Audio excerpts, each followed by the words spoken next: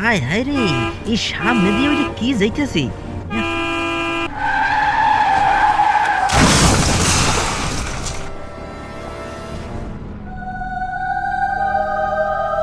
রে এ কি এত রাতে কে রে? ওরে বাবা, এ তো দেখছি সুন্দরী নারী সেজে ধোকা। কোন জঙ্গলের ভিতরে চায়ের দোকান আইলো কইতিয়া, মাথাটা যেহেতু ব্যথা করতেছে, যাই দোকান দিয়া এক কাপ চা খাই।